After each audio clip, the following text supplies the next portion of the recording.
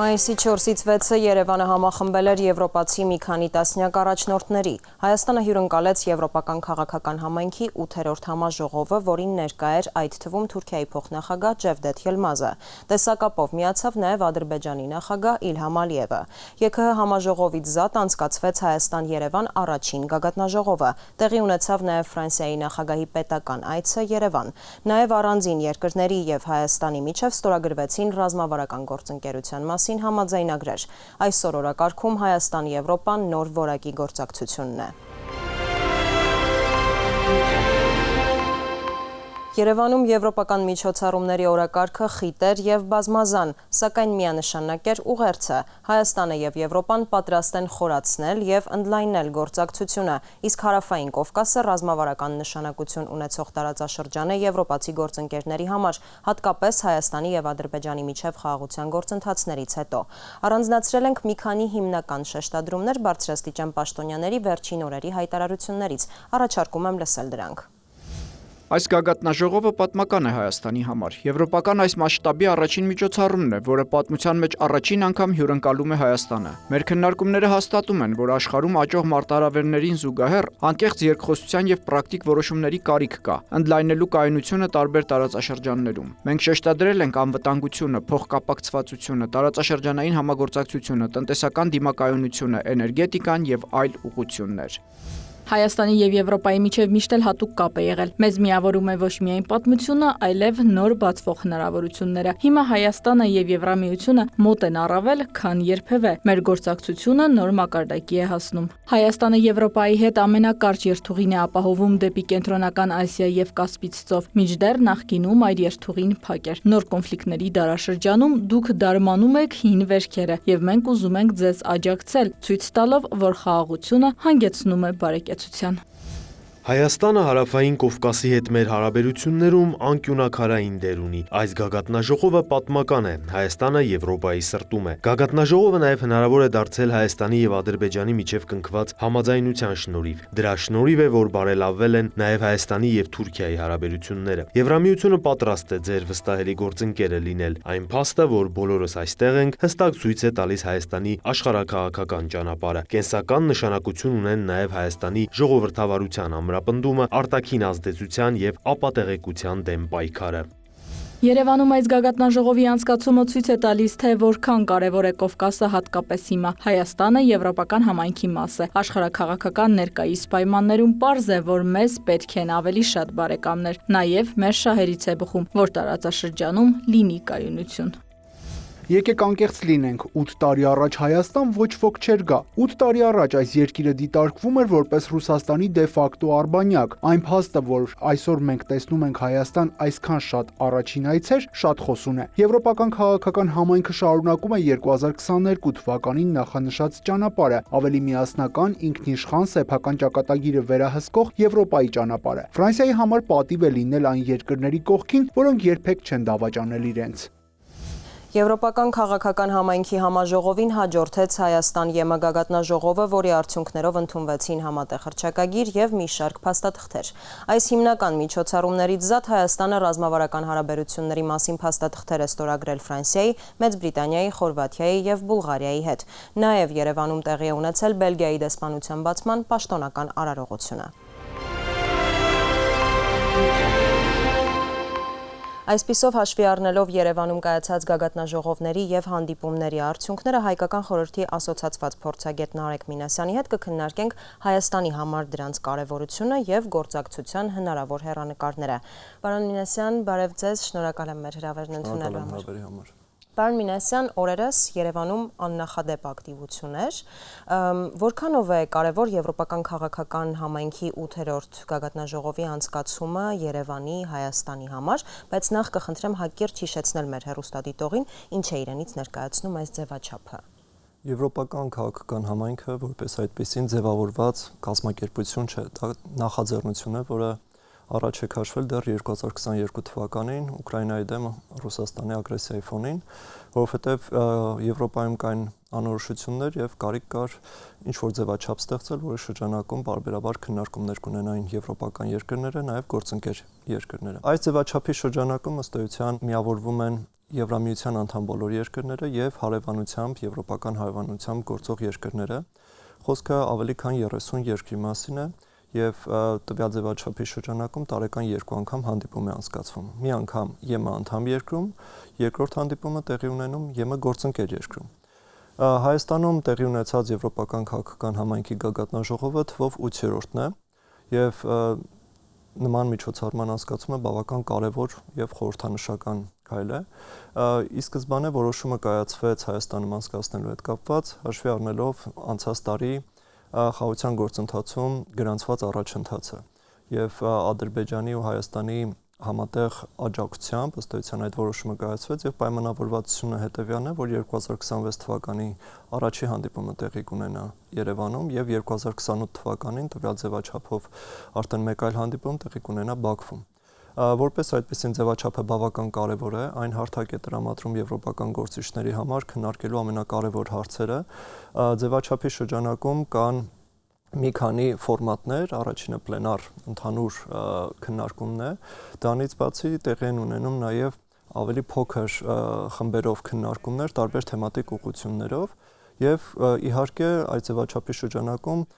մասնակից երկրները օգտվում են ամենատարբեր երկկողմ կամ բազմակողմ բնույթի հանդիպումներ անցկացնելու համար։ Այսինքն ուղղակի երկխոսության հարթակ է։ Երկխոսության բավական կարևոր հարթակ է։ Իսկ որոնք էին այն հիմնական ուղերձները, շեշտադրումները այս ԵՔՀ համաժողովի ընթացքում, որոնք արժի առանձնացնել։ Ուղերձները բավական շատ էին, բայց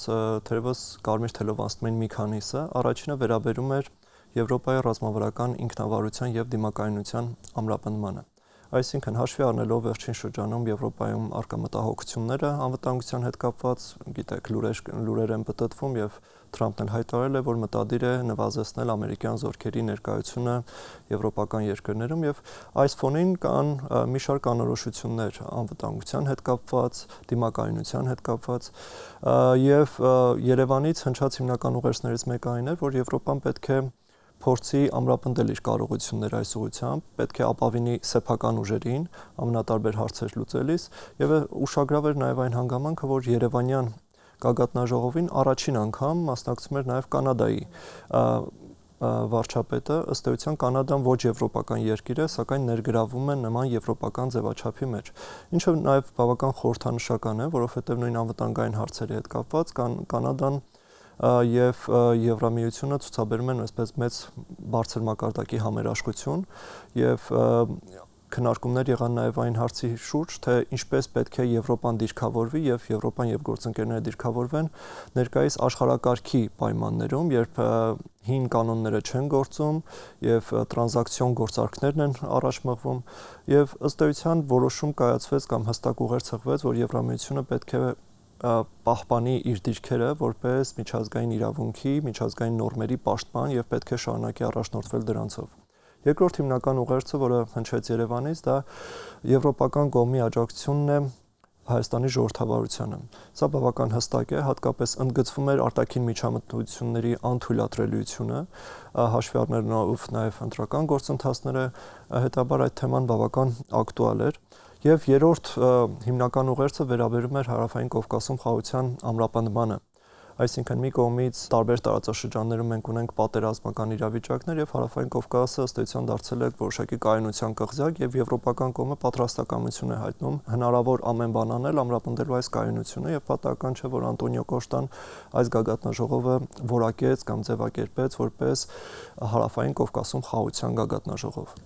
Նաև բացի ԵՔՀ գագաթնաժողովից Երևանում կայացավ Հայաստան-Եվրամիություն առաջին գագաթնաժողովը։ Ինչ ձևաչափ է սա ու արդյոք շարունակական է լինելու։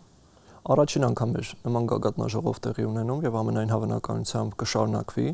նման հանդիպումները, թե ինչ բարբերականությամբ բարդ է ասել, այնուամենայնիվ հենց ձևաչափի հաստատումը, նման ձևաչափի հաստատումը ինքնին բավական խոսուն է եւ վկայում է այն մասին, որ Հայաստանի եւ Եվրամիության հարաբերությունները բավական հասունացել են։ Վերջին տարիներին բավական լուրջ դինամիկա կա 2022-23 թվականներին, երբ Հայաստանում տեղակայվեց եվրոպական քաղաքացիական առաքելությունը, դրանից հետո Հայաստանին տարբեր ձևաչափերով աջակցություն ցուցաբերվեց, եվրոպական խաղաղության հիմնադրամի շրջանակում, բացի այդ մեկնարկեց վիզային ռեժիմի ազատականացման գործընթացը, Եվրախորհրդարանը, տարբեր առանձին եվրոպական երկրներ հստակ եւ միանշանակ աջակցություն էին ցուցաբերում Հայաստանի տարածքային ամբողջականությանը եւ ինքնիշխանությանը։ Այս ֆոնին կարծես թե երկկողմ օրակարգը, երկկողմ հարաբերությունները բավական լուրջ ազդակներ ստացան եւ բավական լուրջ զարգացում ապրեցին։ Անցած տարի Հայաստանը եւ Եվրամիությունը ստորագրեցին նաեւ գործընկերության նոր օրակարգը, ռազմավարական գործընկերության նոր օրակարգը, ինչը նոր մակարդակի տեղափոխեց նաեւ երկկողմ հարաբերությունները։ Եվ այժմ արդեն Հայաստան-Եվրամիություն գագաթնաժողովի անցկացումը հստակ արձանագրվում է, որ երկու երկրների հարաբերությունները ուղղակի պարզապես շարքային գործընկերային հարաբերություններ չեն, երկու երկրները ունեն համատեղ լուրջ հետաքրքրություններ եւ այս հարցի հետ կապված ցանկանում եմ նաև ընդգծել, որ Եվրոպայում տեղի ունենում նաև տարածաշրջանի եւ Հայաստանի դերակատարման տրանսֆորմացիա, ընկալման տրանսֆորմացիա։ Ինչ նկատի ունեմ։ Մի կողմից հյուսիսում մենք ունենք ուկրաինական պատերազմը, որը շարունակվում է, հարավում Իրանի շուրջ լարվածություններ, որը շարունակվում է, եւ փաստացի հարավային Կովկասը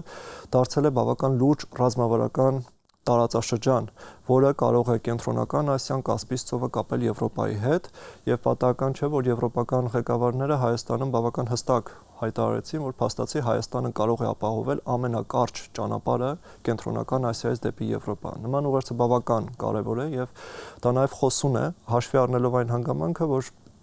եվրոպական կողմը նոր առաջնահերթություններ է ձևակերպում տարածաշրջանի եւ մասնավորապես Հայաստանի հետ կապված։ Մենք քիչ առաջ ներկայացրինք մասամբ, թե ինչ համաձայնություններ ու պայմանավորվածություններ են ձեռք բերվել Երևանյան հանդիպումների շրջանակներում, բայց դրանք իհարկե ավելի շատ են։ Կխնդրեմ մի քիչ ավելի մանրամասն ներկայացնել, ինչ պայմանավորվածություններ, համաձայնություններ են ձեռք բերվել։ Թերևս ամենակարևոր համաձայնություններից մեկը վերաբերում է կապակցվածության գործընկերության մասին հայտարարությանը, ինչը դա ենթադրում, Եվրամիությունը մտադիր է, պատրաստակամ է այս ուղղությամբ համագործակցությունը հնարավորինս խորացնել Հայաստանի հետ։ Դա ունի 3 հիմնական բաղադրիչներ։ Առաջինը տրանսպորտային բաղադրիչն է։ Դրա շրջանակում Եվրամիությունը պատրաստակամ է ներդրումներ կատարել, որպեսզի Հայաստանը իր ենթակառուցվածքներով ինտեգրվի անդրկասպյան տրանսպորտային ցանցին։ Ինչ է դա ենթադրում, էլի կենտրոնական Ասիան Եվրոպային կապելու խնդիրը լուծելու։ Եվ այստեղ բավական կարևոր է արձանագրել, որ ենթակառուցվածքները բավական լայն է դիտարկում, միայն ճանապարհ կամ երկաթուղի, չէ, դա էլեկտրահաղորդման գծեր են եւ այլն եւ այլն։ Հաջորդը վերաբերում է հենց էներգետիկային։ Էներգետիկ ոլորտում եվրոպական կողմը պատրաստակամություն է հայտնել աջակցելու Հայաստանի էներգետիկ անկախության ամրապնդմանը, դիմակայունության ամրապնդմանը եւ կարծես թե ուրվագծվում են նաև ավելի հստակ կոնկրետ համագործակցության դաշտեր։ Հայտնի է, որ Հայաստանը ունի բավական արևային էներգիայի տեսանկյունից բավական մեծ ռեսուրսներ ունի, կարողություններ ունի, սակայն այդ արտադրվող արևային էներգիայի կուտակման կարողությունների խնդիր կա, այսինքն չկան մեծ մարտկոցներ կամ կուտակիչ կայաններ, որտեղ կկուտակվի ցերեկը գեներացված էներգիան եւ դա կօգտագործվի գիշերը եւ այժմ եվրոպական կողմը պատրաստակամություն է հայտնում այս ուղղությամբ ավելի այսպես հստակ կոնկրետ ծրագրեր իրականացնել հայկական կողմի հետ, ինչը բավական կարևոր է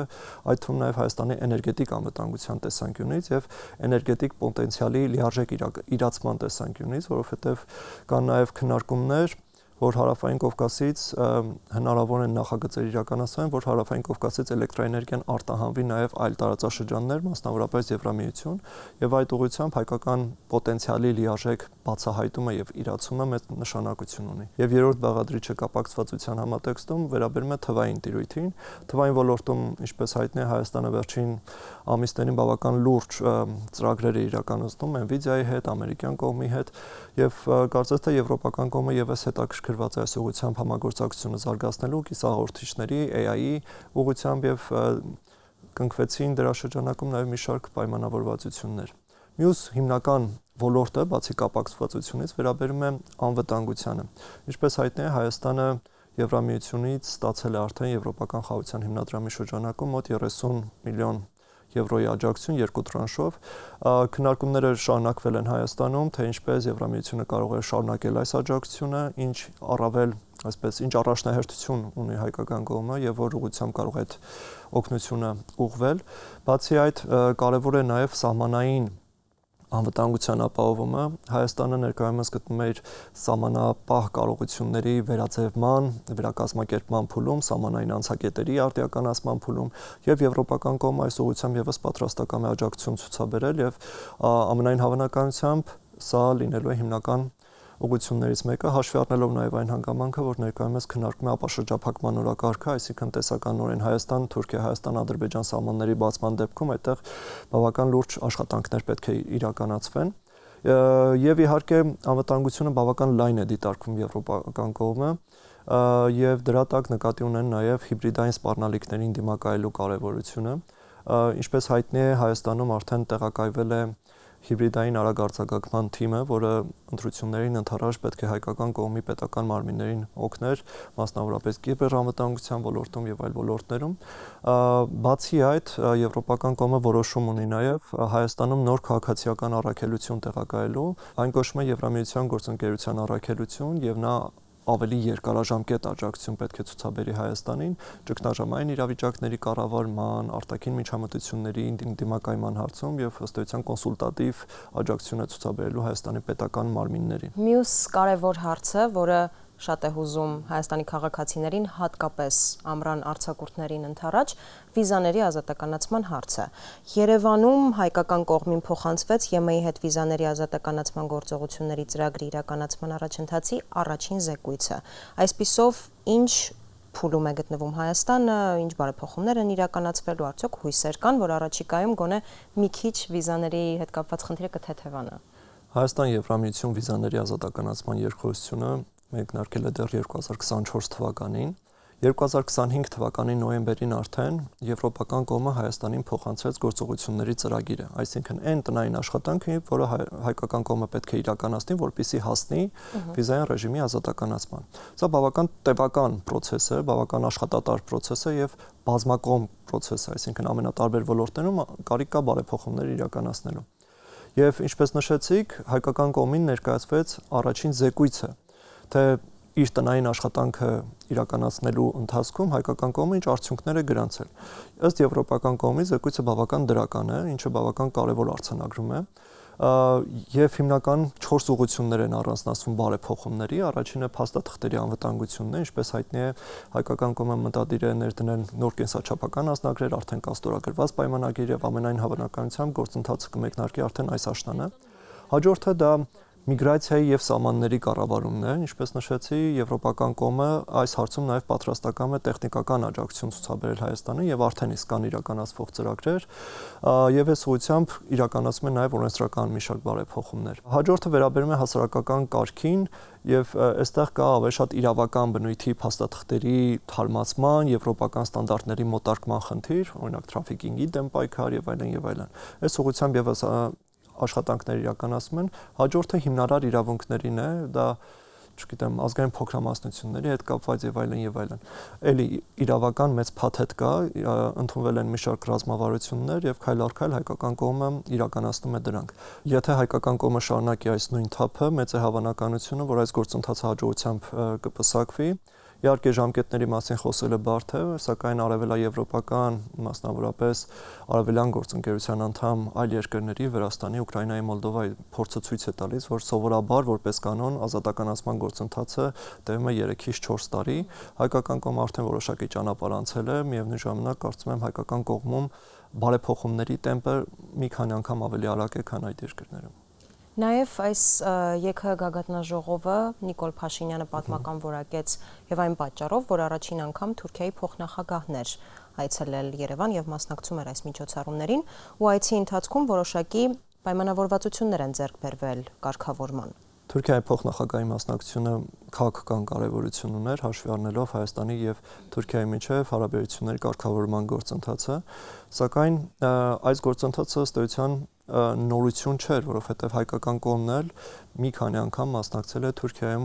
կազմակերպվող դիվանագիտական ֆորումներին։ Խոսքը Անտալիայի դիվանագիտական ֆորումին է եւ ընդամենը մեկ ամիս առաջ հայկական պատվիրակությունը նորից Թուրքիայում էր։ Հետևաբար այս երկխոսությունը պահպանվում է, բավական կարեւոր է, որ այն շարունակվի եւ կարծում եմ հայկական կողմը բավական պատրաստ է հարաբերությունների կարգավորման հաջորդ քայլին, այսինքն սահմանների բացմանը, այդ մասին բազմիցս հայտարարվել է եւ Կարծես թե հիմնական բացակայող հատվածը դա թուրքական կողմի քաղաքական կամքն է, որովհետև առնվազն դեռ 2022 թվականին ձեռք են բերվել մի շարք պայմանավորվածություններ, որոնք վերաբերում են երրորդ երկրների քաղաքացիների դիվանագիտական անձնագրեր ունեցող անձանց սահմանի հատմանը, սակայն դրանք էլ դեռ կյանքի չեն կոչվել, եւ բավական կարեւոր է, որ թուրքական կողմը ըստ էության ընդառաջ քայլ կատարի եւ իրականացնի իր իսկ ստանձնած ըստ էության պայմանավորվածությունները։ Միևնույն ժամանակ չպետք է անտեսել նաեւ Ադրբեջանի գործոնը, որը բավական լուրջ ազդեցություն ունի Թուրքիայի վրա եւ այս հարցում ըստ էության փորձում է արգելափակել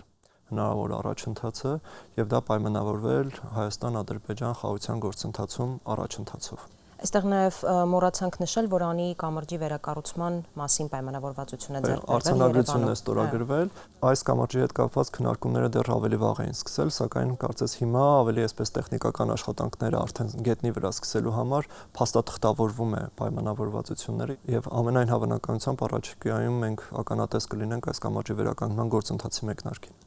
Նաև անդրադառնանք Էմանուել Մակրոնի պետական այցին Հայաստան, որի ընթացքում ռազմավարական գործընկերության վերաբերյալ հռչակագիրը ստորագրվեց, նաև այլ փաստաթղթեր ստորագրվեցին։ Այսպիսով ինչ ոլորտներ են ներառում այս ստորագրված փաստաթղթերը, հռչակագիրը եւ մյուս փաստաթղթերը։ Էմանուել Մակրոնի պետական այցը Հայաստան բավական կարևոր էր եւ իհարկե Հայաստան-Ֆրանսիա ռազմավարական գործընկերության մասին հռչակագիրը նույնպես մեծ կարևորություն ունի, ինչու, որովհետև տասնամյակներ շարունակ ըստ էության հայկական կողմը Ֆրանսիայի հետ հարաբերությունները բնորոշում էր որպես առանձնաշնորհյալ, բարեկամական, ավանդական, սակայն գործնականում դրանք իրավական հիմքեր չունեին, այսինքն իրավապայմանագրային տեսանկյունից կամ փաստաթղթային տեսանկյունից մենք ունեինք մեծ բաց եւ հետեւաբար այդ բարեկամությունը, ջերմությունը, հարաբերությունները ավելի շատ անձերով էր պայմանավորված։ Բավական կարևոր էր երկկողմ հարաբերությունները տեղափոխել ավելի պրակտիկ հարթություն, այսինքն ինստիտուցիոնալ հարթություն, երբ երկկողմ հարաբերությունների զարգացումը կախված չէ լինի այս կամ այն քաղաքական գործի կամքից կամ ցանկությունից կամ նրա նախասիրություններից։ Հետեւաբար Հայաստան-Ֆրանսիա ռազմավարական համագործակցության հռչակագրի ընդունումը բավական կարևոր արձանագրում եւ առաջընթաց է հայկական կողմի համար։ Այն բավական կարևոր մեսիջներ է պարունակում, մասնավորապես հստակորեն արձանագրում է եւս մեկ անգամ Ֆրանսիայի աջակցությունը Հայաստանի տարածքային ամբողջականության ինքնիշխանությանը, միևնույն ժամանակ ուղենշում է բավական լայն շրջանակ ոլորտներ, որոնց ուղղությամբ երկու երկրները շարունակելու են համագործակցել եւ խորացնելու են իրենց համագործակցությունը, սկսած պաշտպանության ոլորտից, AI-ի ոլորտից, տեխնոլոգիական ոլորտից, գիտություն, կրթություն եւ այլն եւ այլն։ Կիբերանվտանգություն, մշակույթ, ենթակառուցվածքներ, պայմանավորվածություն է ձեռք բերվել, որ ֆրանսիական ընկերությունները մասնակցելու են նաեւ Հյուսիս-Հարավ միջանցքի մաս կազմող Բարգուշատի թունելի կառուցմանը, ինչը եւս կարեւոր ձեռքբերում է։ Հետեւաբար մենք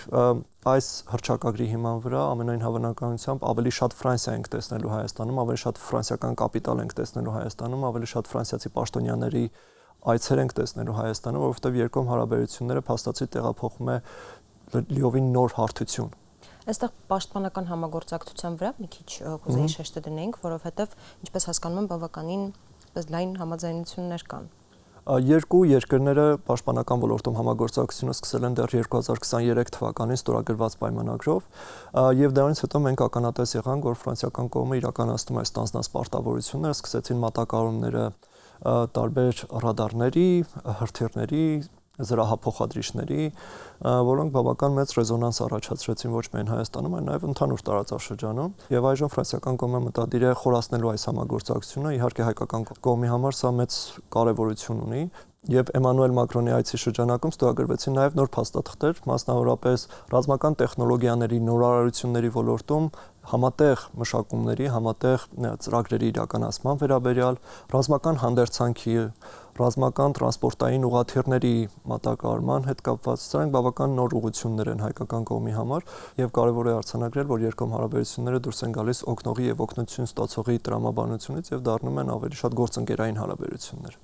Շնորհակալ եմ եւ ամփոփելով այս Երևանյան հանդիպումները մտահոգել էին Մոսկվային, Ռուսաստանի ԱԳՆ-ից նույնիսկ հայտարարեցին, որ Հայաստանը խախտել է Դաշնության դեմ քայլեր չձեռնարկելու խոստումը եւ թույլ է տալիս, որ արևմտյան ուժերը ներթափանցեն Հայաստան եւ տարածաշրջան։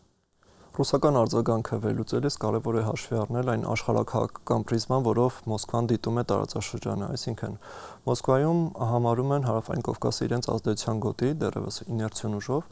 եւ ցանկացած երրորդ երկրի ակտիվություն այստեղ, երրորդ դերակատարի ակտիվություն տարածաշրջանում ընկալում են որպես մարտահրավեր իրենց շահերին։ Ինչը իրենց շահերի տեսանկյունից են ամեն ինչը մեկնաբանում։ Հայկական կողմի շահերը լիովին այլ են, հայկական կողմի շահերից է բխում հնարավորինս թույլատնել այդ կախվածությունները Ռուսաստանից, դիվերսիֆիկացնել, չլինել կախված մեկ երկրից, որովհետև առնվազն 22-23 թվականին մենք ականատես եղանք, որ մեկ երկրից կախվածությունը անվտանգային նաև խնդիրներ ստեղծեց Հայաստանին, երբ ապավինում էին օգնության, որը այդպես էլ տեղ չհասավ, ստորագրվել էին պայմանագրեր եւ այդ մատակարարումները այդպես էլ տեղ չհասան։ Հետեւաբար հայկական կողմի խնդիրն է հնարավորինս դիվերսիֆիկացնել իր հարաբերությունները։ Իհարկե Երևանը հստակ հայտարարում է, որ համագործակցության զարգացումը որևէ երկրի հետ չի իրականացում ի հաշիվ մեկ այլ երկրի։ Սա հստակ բանաձև է հայկական կողմի համար եւ նույն Եվրամիության հետ հարաբերությունների խորացումը, Ֆրանսիայի, եվրոպական այլ երկրների հետ ռազմավարական համագործակցության հռչակագրերի ստորագրումը տեղավորում են հենց այս նոր տրամաբանության շրջանակում, ինչը բավական կարևոր է եւ բխում է հենց պաշտոնական Երևանի, Հայաստանի շահերից։ Պարոն Մինասյան, շնորհակալ եմ հարցազրույցի համար։ Երևանում անցկացված գագաթնաժողովները Եվրամիության, Ֆրանսիայի եւ եվրոպական այլ երկրների հետ որակապես նոր մակարդակի հարաբերությունները Հայաստանի համար բացում են լայն հնարավորություններ քաղաքական, տնտեսական, անվտանգային եւ այլ ոլորտներում։ Այս օրերին հնչած ուղերձները հստակ են. Եվրոպան բաց է գործակցության եւ Հայաստանին ավելի մոտ լինելու համար։ Այսօր օրակարգում Եվրոպա-Հայաստան նոր որակի գործակցություններ։